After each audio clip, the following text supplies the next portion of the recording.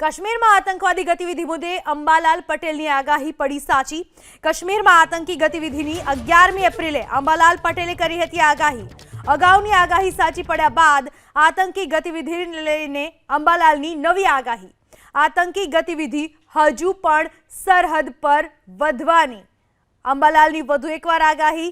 આસુરી શક્તિ અને ગ્રહ દશાના કારણે આતંકી ગતિવિધિ વધવાની કરી આગાહી। સામાન્ય રીતે વાતાવરણલક્ષી આગાહી કરનાર અંબાલાલ પટેલે 11 તારીખે એવું કહ્યું હતું કે સરહદો સાચવવી પડશે અને ત્યારબાદ આ પહેલગામની અંદર આતંકી હુમલો થયો ત્યારે એ અંગે વાત કરીએ।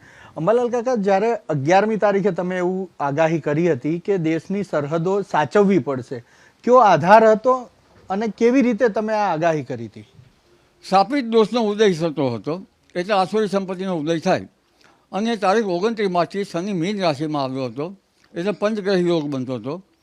ત્યારબાદ તારીખ 12/4માં એટલે 11/4 આસપાસ પણ જે ગ્રહો ઉપર ચંદ્રગ્રહણ યોગની અને કેતુની અસરો થતી હતી।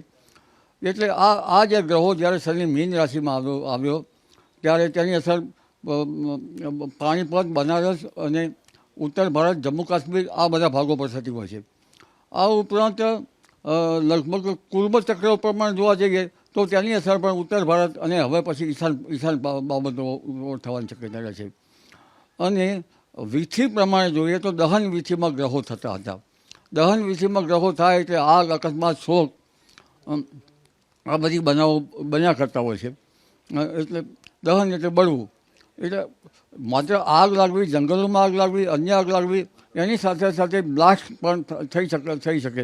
એટલે એક પછી એક ગ્રહોની જે સ્થિતિ ખરાબ હતી એ તેના આધારે આ આગાહી કરવામાં આવી હતી। જી અચ્છા, હવે કઈ રીતે આપ જુઓ છો અત્યારે ગ્રહોની દશા કઈ રીતની છે? આપે જે પંચગ્રહી ગ્રહ કીધું કે વીછી દહન યોગ કીધો, એની અસર હવે આગામી દિવસોમાં આ જે ઘટના બની છે એને લઈ અને કેવી જોવા મળે છે?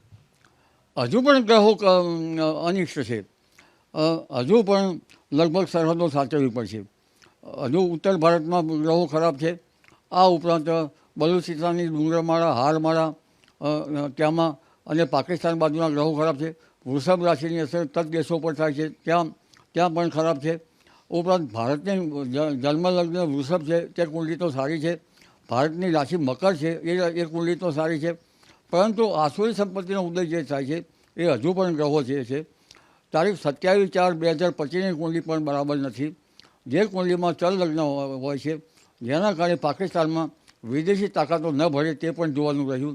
એટલે આવનાર સમય લગભગ આર્થિક ક્ષેત્રે તેમજ અન્ય રાજકીય ક્ષેત્રે અને મોસમ ક્ષેત્રે લગભગ ભિન્ન કરવટ લઈ રહ્યો છે। પણ શનિની અસર, મીન રાશિની અસર પાણી ઉપર થાય એટલે લગભગ પાણીમાં જોવા જઈએ તો અને કુર્મ ચક્રની અસર જોવા જઈએ તો તેના વેદ જોવા જઈએ તો સીધો લગભગ જ્યારે ઈશાન તરફમાંથી કુર્મ ચક્રની વેદ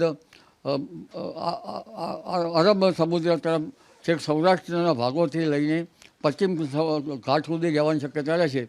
અને અત્યારે જોવા જઈએ તો છેક બાંગ્લાદેશ અને છેક દક્ષિણ ભાગમાં જે છે એ શ્રીલંકા સુધીની અસરો ખરાબ છે। એટલે અને મીન રાશિ પાણીની રાશિ છે એટલે હજુ પણ 1 મહિનો સાચવવાની જરૂર છે। ઓગસ્ટ માસમાં પણ હડતાળ આંદોલનની શક્યતા છે। એટલે જન રાજકીય વ્યક્તિઓએ હજુ સાચવવાની જરૂર છે, કારણ કે હજુ શોક, આગ, અકસ્માત, બ્લાસ્ટના તો બનાવો બન્યા કરે છે। પરંતુ રાજકીય માધાતાઓ માટે એના નક્ષત્રો પરથી જોવામાં આવતું હોય છે। કેવા નક્ષત્રો કઈ રીતે આકલન થાય છે એ રાષ્ટ્રીય નેતાઓ પરથી જોવામાં આવે। યુદ્ધ થાય તો તેના પર 12 ચક્ર જોવામાં આવતું હોય છે। પણ ભિન્ન ભાગોમાં આ બાબતનો અભ્યાસ કર્યા પછી ખ્યાલ આવે। રાજ્ય સરકાર તેમજ કેન્દ્ર સરકારે સાચવવું રહ્યું।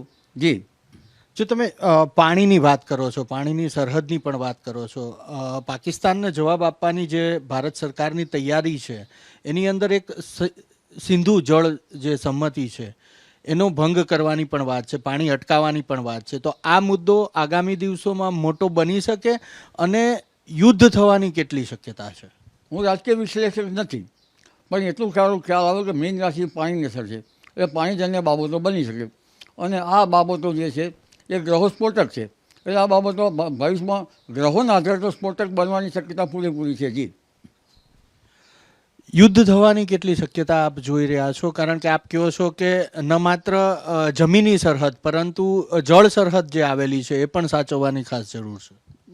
મીન રાશિના શનિની અસર પાણી ઉપર થતી હોય છે, ગ્રહો મીન રાશિમાં છે, એટલે જળ સાચવવાની જરૂર રહેશે. અને કુર્મ ચક્રના વેદ જે છે એ છેક ઉત્તર ભારતથી લઈને છેક લંકા અને બાંગ્લાદેશ સુધી છે.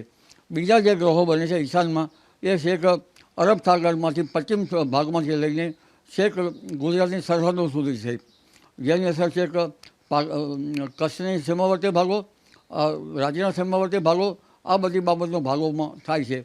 એટલે સરહદો અને આ બધી બાબતો સાચવવી ગણી શકાય. જી કાકા, તમે કીધું કે ગ્રહોની અસરના કારણે સરહદ પાર એટલે કે પાકિસ્તાન સાથે આ બધું થઈ શકે છે, પણ દેશની અંદરની જો વાત કરીએ તો એની પરિસ્થિતિ કેવી રહેશે? દેશની અંદર કેવા પ્રકારની પરિસ્થિતિનું સર્જન થાય અને શું થઈ શકે છે? આસુરી સંપત્તિનો ઉદય થઈ રહ્યો છે, એટલે દેશની અંદર પણ સાચવવું રહ્યું. કારણ કે જ્યારે ગ્રહોમાં સ્થાપિત દોષ થતો હોય અને આસુરી સંપત્તિનો ઉદય થતો હોય ત્યારે કેવા જગતમાં પણ કેવા માધાતો નિર્ણય લે છે એ કંઈ ખ્યાલ ના આવે. અને તેની અસર માધાતાઓના મન ઉપર થતી હોય છે, એટલે માધાતાઓના મનના કારણે સાચવવું રહ્યું. અને આસુરી સંપત્તિ જે છે એ જન સમુદાયમાં પણ કંઈક ને કંઈક અસર માનસિક અસર કરતી હોય છે, એટલે ઉન્માદલક્ષી બાબતો ન બને તે બાબતો પણ સાચવવી રહી. આવા વખતે આપણા જે સનાતન ધર્મ જે છે અને આપણી સંસ્કૃતિ પર ભાર આપવો રહ્યો, જેનાથી આ અનિષ્ટ ગ્રહોમાંથી બચાવી શકાય. જે માટે લગભગ હું મારે એવું ન કહી શકાય, પણ ઘણી વખત જે સાપી દોષ કે નેક્સ્ટ રોગો થતા હોય ક્યારેક યજ્ઞાદિ કૃત્યો કામ આવી શકતા પણ હોઈ શકે. ક્યારેક જે ધાર્મિક રામધૂન જેવી પણ અસરો કંઈક થઈ શકતી હોય. કહેવાનો તાત્પર્ય એ છે કે આસુરી સંપત્તિ માટે સત્વગુણ વધારવા માટેના પ્રયત્નો કરવા જોઈએ. જી, છેલ્લો સવાલ, કેટલો સમય એવો છે કે જેમાં આ બધી બાબતોથી સાચવવું પડે, અથવા તો કેટલો સમય એવો છે કે જેના કારણે આપે કીધું સરહદની વાત, દેશની અંદરની બાબતો આની અસર થઈ શકે? હજુ તો એક મહિનો જ છે, 19 સુધીનો ગ્રહો ખરાબ છે. ઓગસ્ટ માસમાં પણ થોડા ગ્રહો ખરાબ બને છે. અગત્યની બાબત છે કે મંગળ આમાં ભળતો નથી. મંગળ જો ભળ્યો તો સ્ફોટક સ્થિતિ વધારે થાય.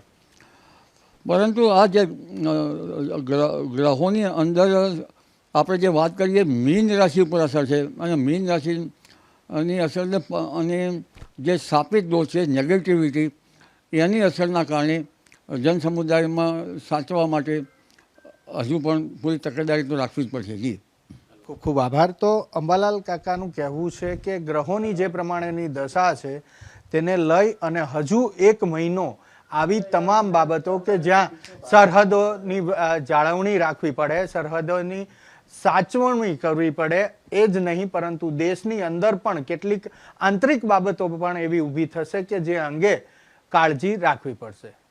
કેમેરામેન અવનીશ તિવારી સાથે હિરેન રાજગુરુ, એબીપી અસ્મિતા, ગાંધીનગર.